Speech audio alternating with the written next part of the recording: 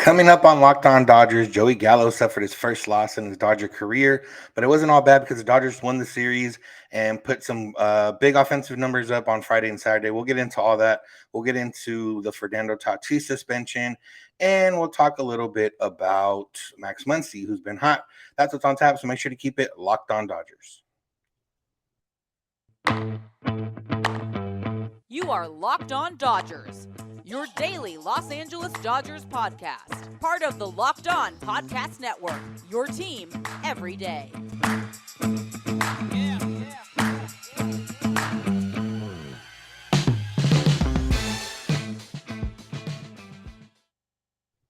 Yo, Dodger fans. Welcome to Locked On Dodgers. We are part of the Locked On Podcast Network, the number one local sports daily podcast network. Locked On, your team every day. This is Locked On Dodgers, and you can find us wherever you find podcasts and on YouTube simply by searching for Locked On Dodgers and make it easy on yourself and subscribe in all those places so you'll never miss a day because you know we're not going to, because we're here to bring you the smart fans perspective on our boys in blue every Monday through Friday. This is your first time listening or watching. I'm Samperio. This is my co-host, Jeff Snider, and we both cover the Dodgers currently and in the past in a variety of ways. And one of those ways is this podcast here. We are both lifelong Dodger fans, and we've been able to do this for a while now. We met a fan last week and realized that it's been almost, 6 years since we started doing this. So we've been around a while, and we talk a lot about the Dodgers, which is a good thing because that's the best team in baseball right now. And even though they lost on Sunday, which is what we decided before in the past was the worst way to win a series, was win the first two and lose the last one. But at the end of the day, the Dodgers did win a series. Their 12-game win streak was snapped, but I don't think it's time to panic yet, Jeff. No, not panicking yet. In fact, I'm going to go out on a limb and suggest that they will have at least 1 2-game losing streak between now and the end of the season. Hopefully not starting, hopefully we didn't start that on Sunday. I'm not ready for 2 straight losses, but yeah, you got to lose a game once in a while to have those multiple streaks in one season. It's 1 40-game winning streak isn't as impressive as 4 10-game winning streaks, in my opinion. 1 40-game winning streak feels like a fluke. 4 10-game winning streaks feels like utter dominance, Yeah, I feel that. So we're going to talk about the weekend games. The game that they lost was Sunday. Brady Singer, who's done pretty well against some good offenses in the last month or so, a young pitcher for the Royals, shut the Dodgers down for 6 innings. They weren't able to get some runs on the board, so they lost. Not too much to take away from that game, but there was a lot more fun to be had on Friday and Saturday. The Dodgers put up 8 and 13 runs respectively, hit a bunch of home runs on Saturday. And one of the main offensive forces this weekend was Max Muncy, who has now become almost an average major league hitter. He's already there in WRC plus. He's I think just around there, almost there in OPS plus. He raised his actual OPS into the 700s now. So Max Muncy is looking like the Max Muncy of old, Jeff. Yeah, and if I remember right, a couple notorious podcasters, I think that was one of our midseason predictions that Max Muncy would be basically the Max Muncy of old in the second half, and that while his end of season numbers might not look like anything special, the second half he would be a big contributor. At this rate, his full season numbers might end up looking special too, because he's batted in the last 11 games, 395 batting average, 455 on base percentage, 921 slugging percentage, 5 doubles, 5 homers, and 5 singles in those 11 games, plus 13 RBIs. He's getting the hits in big situations, even though, Sunday he did strike out in a big situation, which again, strike 1 on him. Come on, umpires. I don't know why they do it to Max Muncy more than anybody else, but just call the pitches in the zone strikes, call the pitches outside the zone balls. That's all I ask. It's not that hard. Going back to something you mentioned at the beginning, Vince, I just pulled up our old podcast. Our first episode was April 26, 2016. So yeah, it's been well over 6 years that we've been podcasting together. And I actually noticed the title of our second episode was Steroids, Losing Streaks, and Favorite Dodger Moments. So in the category of everything old is new again, we're talking about steroids and a 1-game losing streak in this episode too. So, we've been talking about these very things for 6 years. Yeah. Time is a flat circle, as they say. But yeah, offensively, Dodgers hit 6 home runs on Saturday. Two of those were off a position player, but they still count the same in the box score. And for the guy's stats, Joey Gallo hit one of those, Cody Bellinger hit one of those, so that's always fun to see. Mookie Betts hit a leadoff home run. And it was one of those games that got out of hand early and stayed out of hand. And the Dodgers continued to pile on runs. I think they scored in the first 5 innings, they put up at least one run. And for when you play a team like the Royals and you're not facing their ace, which apparently is Brady Singer now, who they face on Sunday, this is what you're supposed to do to bad teams, especially when you're on a hot streak and you're rolling. And it was just fun to watch, that. And then on Friday, Tony Gonsolin locked back in, looked like not quite like the Tony Gonsolin, but numbers wise, he looked like Tony Gonsolin from the first half of the season going into the 7th inning. And yeah, being able to pitch efficiently. Yeah, absolutely. It really is the first two games of the series were exactly what you hope the Dodgers would do to the Royals. And yeah, it does make Sunday a little bit more frustrating. But, if you look at the series as a whole, 16 runs in 3 games is not much less impressive than 16 runs in 2 games. And yeah, I mean, it was really good to see. Even Tyler Anderson, who took the loss on Sunday, pitched well, just he threw a quality start, just happened to pitch on a day that the Dodgers couldn't score. And Tyler Anderson has happened to pitch on plenty of days this year when the Dodgers scored a bunch. So, it probably all evens out in the wash. But yeah, I mean, the offense was a lot of fun to watch on Friday and Saturday. Yeah, and there were 21 runs, though, right? 13 and 8. Yeah, I don't know why I was thinking it was 8 in each game, but yeah, it was. Yeah, that's even more impressive. 21 runs in 3 games. That's 7 runs a game. We'll take that average. Yeah, exactly. The only, I guess, one note from the weekend in terms of not as positive, but it seemed more precautionary. Andrew Heaney came out of the game after 3 innings on Saturday. The Dodgers were already up big. He took a comebacker off the arm, his left arm, unfortunately. He ended up finishing the inning, and realistically probably would have kept pitching if the Dodgers were in a closer game, or if the Dodgers weren't up by 16 games in the division, probably. So hopefully not too much to read into there. But he was looking good before that, and it's just another positive sign there for the Dodgers pitching staff, which has continued to look good even after Clayton Kershaw went down, and even after everything else that's happened over the course of the season. The Dodgers pitchers keep on chugging along. Yeah, and Heaney didn't just stay in the game for the rest of that inning. He struck out the next 2 batters to finish off the inning. I think we could watch Andrew Heaney throw 1,000 sliders to Salvador Perez, and Salvador Perez would swing and miss at 1,000 of them, maybe 1,100 out of 1,000. It would he couldn't touch that thing. Yeah, I assume that's precautionary. I hope it's precautionary. It looked like it was more of a glancing blow off his arm, and then it maybe bounced off his chest area. But yeah, I mean, he stayed in the game. He's probably fine. And it's one of the many things that it's nice to have the big lead in the division that the Dodgers have. And so it's like, okay, and the big lead in that game. But even if it was a close game, you're like, okay, well, it's not worth risking Andrew Heaney's health. We're willing to punt this game if we need to. And that's what you can do when you are as far ahead in the division as the Dodgers are, when you're on pace for 113 and a quarter wins like the Dodgers are. The Dodgers really can. Even a really good example of that was on Sunday when the Dodgers continued to let the corpse of Tony Walters come up to the plate, even in big situations when they needed hits. It's like, no, Will Smith gets the day off today. And I was not surprised, but still happy to see Dave Roberts stick to that and say, you know what? A desperate team would send Will Smith up to pinch hit for Tony Walters. The Dodgers have no reason to be desperate or even anything remotely resembling desperate. Hey, Will Smith, you got the day off today. I don't care what happens, even if we get shut out by the Royals. And that's what happens. So I guess that's one good thing that came from Sunday is it was another reminder that the Dodgers are in good shape. Yeah. One quick note on Tony Walters. He was here because Austin Barnes was placed on the family emergency list. Robert said that Austin has some personal things going on right now, so our thoughts and prayers are with him and his family right now. So hopefully nothing too bad. But yeah, Tony Walters is here at least. Well, he's already done the 3 days, maybe more, but we'll see what happens there. We're going to talk about the Brooklyn jerseys that the Dodgers wore on Saturday.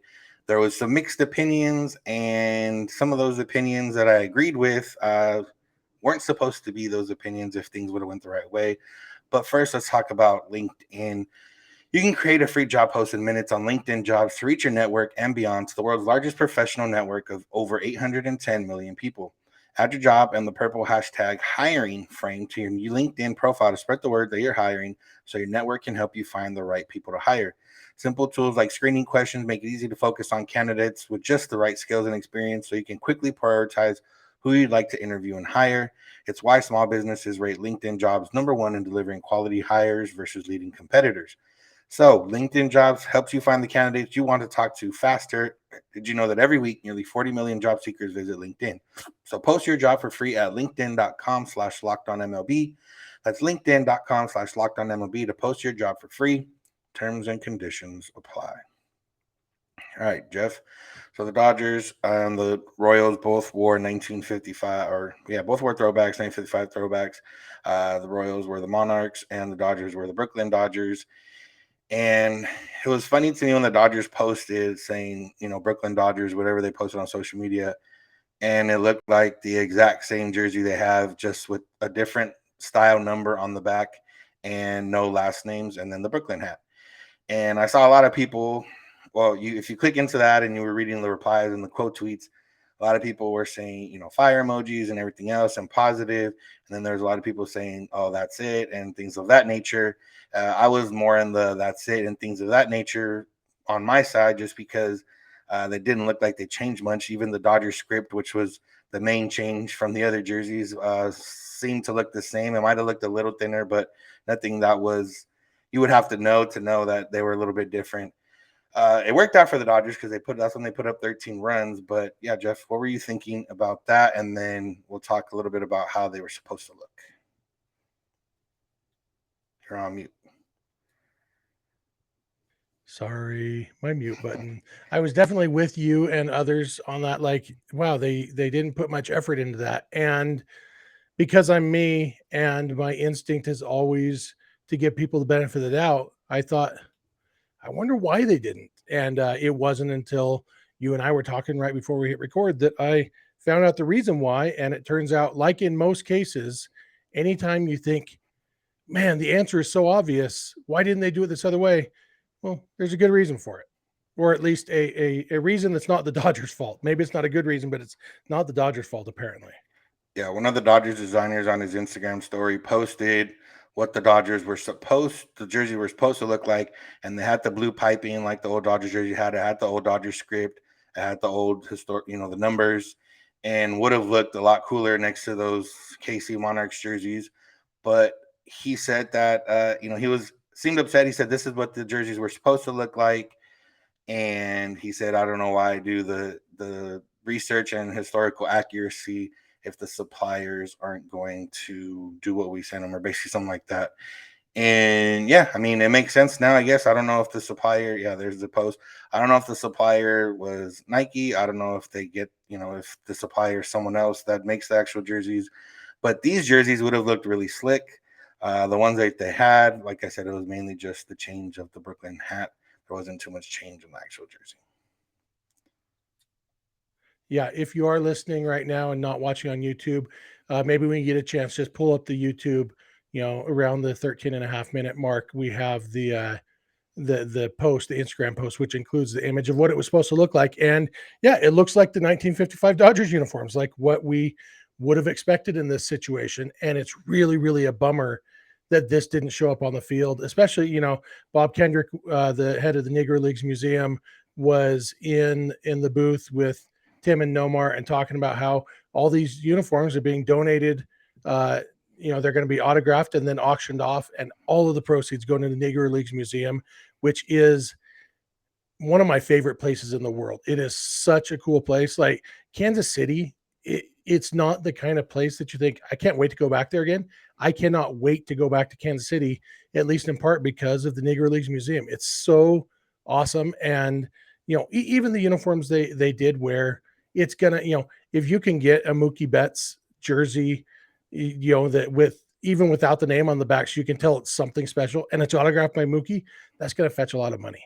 but not as much as this would have. And so it's frustrating this didn't work out. And I feel terrible for this designer who put in all the work and then they didn't do it right. It's a really, it almost makes it worse to see what this should have been, because it's like, man, what a missed opportunity to have such a cool thing. And I assume that the pants, I don't know if the 55 pants had piping too on the side or anything, but yeah, I mean, the Royals uniforms looked awesome. The old Kansas City Monarchs, and Dodgers didn't look bad. They just didn't look like 1955, and they really, really could have. Yeah. But yeah, second on the Negro Leagues museum. I went there this past year when I went to KC. Yeah, I'd say go back for the barbecue in the museum, coffee in the stadium, not so much, but yeah, that's what we got there. We're going to talk about Tatis in the next segment, so we're going to clean up the rest of the Dodger news here. Blake Treinen went on a rehab assignment, through an inning, was clocked around where he's at, 98. I think he topped out at, had that nasty breaking pitch going, and yeah, he looked good. Dustin May went through his final rehab start on Sunday, through an immaculate inning, looked good as well. He should be back this coming Saturday, back at home at Dodger Stadium for the Dodgers. And then other than that, we didn't get too much else that I remember from updates. But either way, that's Dustin May coming back this week, and that's Blake Treinen probably 2 weeks at least from coming back, which is just going to add two nasty arms back to the Dodgers pitching staff. Yeah, Brusdar Graterol started his rehab assignment the same day as Treinen. He walked his first batter and then got out of it. I don't know if he pitched again on Sunday or not. I'm not sure what his thing is.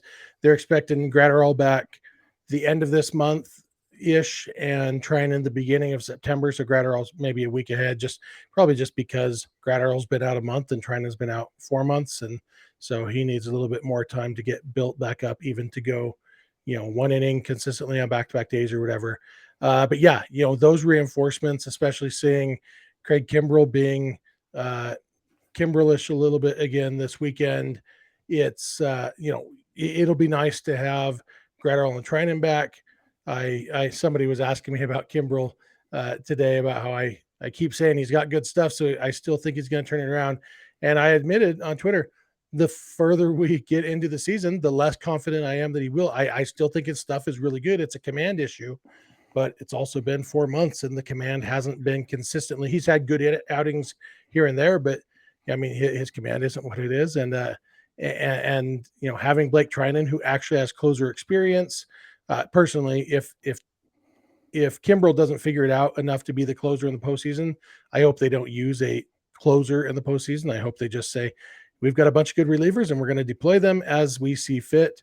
But it'll be nice to get those reinforcements back, because for a lot of reasons, but Kimbrell is one of those reasons.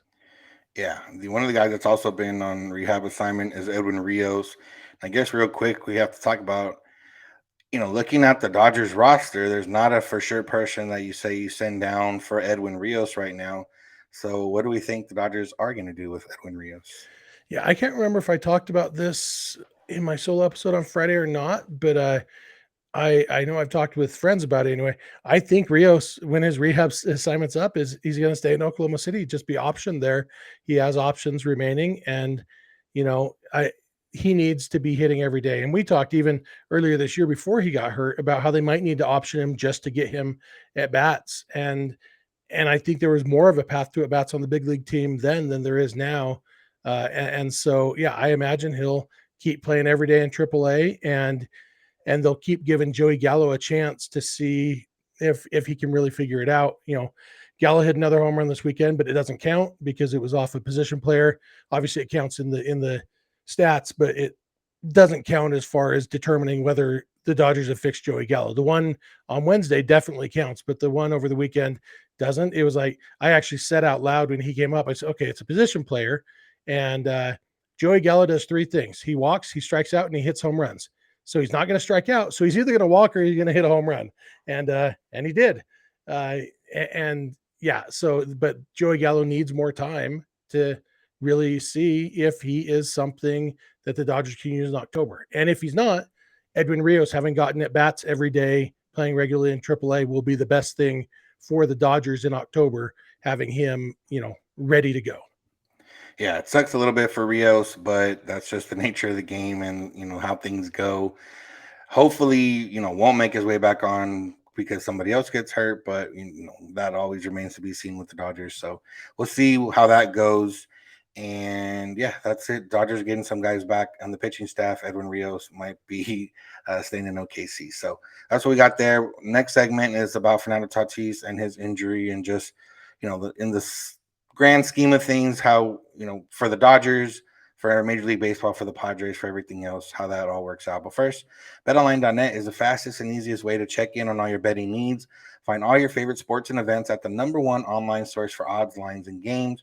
Find reviews and news for every league, including MLB, NFL, NBA, NHL, combat sports, esports, and even golf.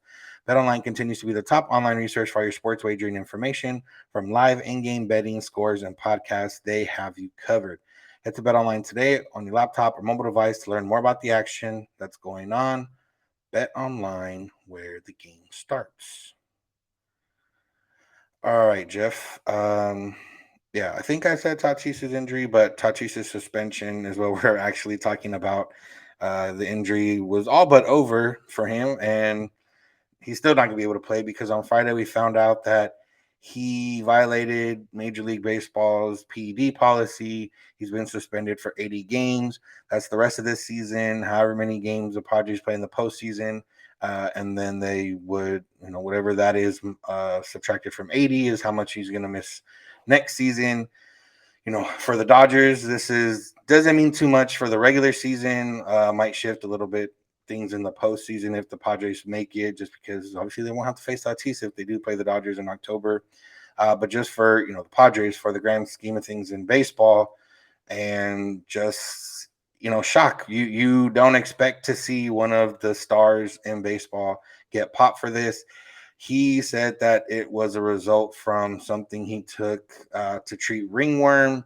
And from all the research everyone did over the weekend and from all the Twitter dermatologists and everybody else, it appears that him or his camp mixed up the substances of the clobidol, and clobetasol, which is funny because when someone I was talking to searched the one that he got popped for, autocorrect changed it to clobetasol. So when he sent it, I was like, that's not what he got popped for. So maybe that's maybe someone with the iPhone also did that. That was in Tatis's camp, and that's what happened. But either way, his teammates, had some strong words for him, and AJ Preller had some strong words for him. And yeah, Jeff, I mean, I don't know even know where to start with this, but it was definitely there was no way to do a Friday news dump, as they say, and this was on Friday, but it definitely wasn't a news dump because it was the biggest story of the weekend. Yeah, for sure. One point of clarification: postseason games do not count towards the suspension. So we know he will miss the first 32 games of next season as part of the suspension. He's anytime you get suspended for PEDs, you're ineligible for the postseason that year. So even if this had happened earlier in the year and he returned before the end of the season, he would still be ineligible for the postseason. So that's why the postseason got mentioned in the announcement. But yeah, so he'll miss the last 42 games of this season and then the first or 48 games of this season and the first 32 of next season. As for the ringworm excuse, the first thing we saw was just a screenshot of somebody with a username on Reddit who said they were a hospital pharmacist. And, it's always good to do your due diligence.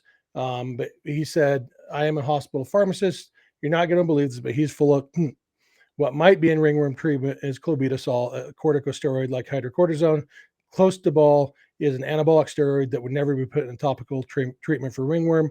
They aren't the same, and a drug test would not confuse the two. I didn't just want to take anonymous Reddit user's word for it, so I sent that to a really good friend of mine who is a really good doctor, and kind of actually world renowned in some things. And I said, does this sound accurate to you? And he said, correct. Though I would compare clobetasol to hydrocortisone. Hydrocortisone is a low potency topical steroid, and clobetasol is a high potency topical steroid. Clostebol is a totally different and unrelated compound to clobetasol that unfortunately has a name that looks like clobetasol. Clostebol is an anabolic steroid. So yeah, my instinct when Tatis put out his excuse, I'm like, I guess maybe that's possible, but it's like I never know what to believe with these guys because nobody has ever admitted, yes, actually, that's not true. Who was it? Andy Pettit, I think, admitted to taking steroids when he was injured. Um, Other than that, it's always, oh yeah, it was an accident. It was in something, and even when they take responsibility, quote unquote, it's in the form of, I should have been more diligent about what I put in my body. Yeah, you shouldn't have put that needle of steroids in your body, dummy. And so I'm basically inclined to think they're all liars and they're, yeah, it sucks. It really sucks that this happened with Tatis. I've seen a lot of gleeful Dodger fans, and I don't blame them. I don't begrudge them. For me, I was bummed. Like it actually made me sad. Not as sad as it would have if it had been a Dodger, but it made me sad. And and maybe it's just because that means the Padres defense is going to continue to be better because they won't have Tatis back. So, but I don't know, just to see this guy with all the talent in the world continue to shoot himself in the foot over and over again. Uh, and it's frustrating and sad as a baseball fan. I actually felt bad for Javi. Like, this is what you've brought me to, Fernando Tatis. You have me feeling bad for Javi Reyes of Locked On Padres, of all people. So it really does suck. And his excuse is what Vin Scully would have called fertilizer, what my grandpa would call hogwash, and he's a cheater, unfortunately. And hopefully, one thing I will believe is that I can believe that this was kind of the Andy Pettit thing. And I think Mark McGuire admitted to at one point eventually to using steroids to try to get back on the field when he was injured. I can believe that that's why this happened right now, because Tatis was wanting to get back on the field. Doesn't change the fact that he knew it was against the rules and he did anyway. And so it doesn't make it any less frustrating, but I'm not inclined. I don't think it throws everything he's done so far into question. And I don't think it raises quite well, is he really a good player when he does come back? I think recovering from the shoulder injury and now the wrist injury, there may be repercussions coming back, but I don't think he is a product of steroids, if that makes sense. Yeah, and I I, I didn't follow it all weekend, but the initial report was that the test was from March, so which means he was already injured at that time, and so that lead people to say, like, he was doing it at that time either to recover faster or to try and cover up the injury. Like, if he could recover before anyone found out that he had broke his wrist riding motorcycles. So in order for the Padres not to find out, he was in a rehab assignment and he left to fly to San Diego after, and I guess didn't tell anyone. These are all reports, but AJ Preller kind of said, yeah, that's what happened. And I guess they called him, like, whoever he was playing with. They were like, hey, where's Tatis? And he's like, oh, I don't know. And then they found out he was on a commercial flight to San Diego for whatever reason. And yeah, it just seems like, he's a kid, whether he's getting bad advice, whether he's doing it on his own, whether it's just reckless, whether he thought, they're not going to suspend me. I'm the face, one of the faces of the game. I don't know what it was. We might not ever know that, but it was good to see, he had Clevenger and Joe Musgrove kind of saying the same thing of, how you're not really showing your commitment to us here, or, you've already made some mistakes and you kind of keep doing it again. Machado and Juan Soto were a little less kind of just saying, it sucks. Juan Soto said it is what it is. And AJ Preller was now talking about, the trust isn't there. Now they're going to have to go back and look into his wrist and stuff and see what happens. So whatever he was thinking, I don't think he thought all this was going to happen. Now it's a bigger mess than what it is. And yeah, as a baseball fan, it sucks. As a fan of, memes and Twitter and everything that goes on when stuff like this happens, it was a good time for a few hours on Twitter, just, laughing at everything that was out there. As a Dodger fan, you like the competition, but when Padre fans are just so out there, and they were humbled, and then they got cocky again after the Soto trade, and it was wait for Tatis and everything else, and then they got humbled again. And yeah, for all that, it's it was a little bit interesting and a little bit funny. But when it comes to baseball, especially as someone whose job is to cover MLB as a whole and baseball as a whole, it definitely sucks to see him not being able to play this year and into next year. But hopefully, this is something that'll kick him into shape, whip him into shape, as they say, and he can, have that career and be the face of baseball, or at least work his way toward that again. I don't know how long it would be till they start embracing him, or at least MLB as a whole embraces him. But yeah, it was just a wild story that I never would have thought we would have seen, especially from a guy like him. Yeah, absolutely. And Preller's comments were interesting. It kind of felt like laying the groundwork for considering looking into trying to nullify his contract, and I don't know if they'd really take that step. I don't know if they'd be successful, but yeah, it seemed like it. And when Mike Clevenger is calling you out like that, Mike Clevenger is on the Padres because he lost his Cleveland teammates by acting like an idiot during COVID, and that's why Clevenger's on the Padres. And when even he thinks you were a bonehead, it's funny to even ask Soto. Soto's answer should have been, I've never been teammates with a guy. I don't know. I think I've met him once.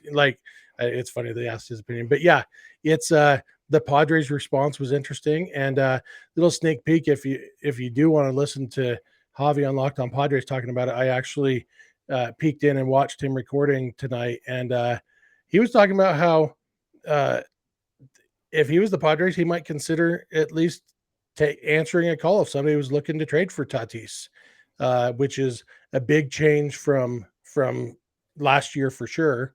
And yeah, I don't know. I don't think anybody is actually going to be anxious to trade for a guy with 12 years left on his contract or whatever, and history of PED suspensions and multiple injuries and immaturity and stuff. But it's crazy how much the perception of Tatis has changed in the last year, and how much of that happened in the last 3 days. Yeah.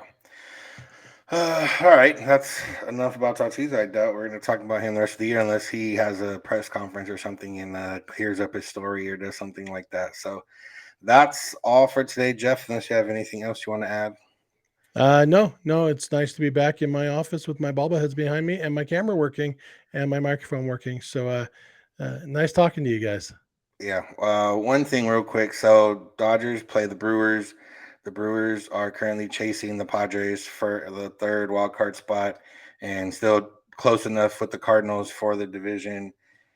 Dodgers would never lose on purpose. And someone asked me would you rather the Dodgers just lose these next, 3 or 4 games or whatever it is? And I was like, no, but it's also a matter of the Dodgers could put in their backups, and other than maybe Tony Walters, and still win at least 2 of the next 4 games against the Brewers. So I'm sure we might see some thoughts like this in the next few days of, oh man, they should just, I only care about the Dodgers. I just want the Dodgers to win all the time. Yeah. That's going to do it for today's episode. Thank y'all for listening. Thank you for making Locked On Dodgers your first listen of the day every day. Check out Locked On MLB with our pal Sully as he covers the biggest stories around the league. Follow the #1 daily league-wide podcast, Locked On MLB, on the Odyssey app, YouTube, and wherever you get podcasts. You can find us on social media, Twitter and Instagram at Locked On Dodgers. Jeff is on Twitter at Snider. I'm at Vince Samperio. If you want to call and leave us a voicemail or send us a text, you can do so at 323-863-LOCK. That's 5625. Or you can send us an email, lockedondodgers@gmail.com. We're here every weekday morning, and we hope you'll be with us. When you get in your car or if you're at home, tell your smart device play podcast, Locked On Dodgers. And remember, you don't have to agree. You just have to listen. Have a good one.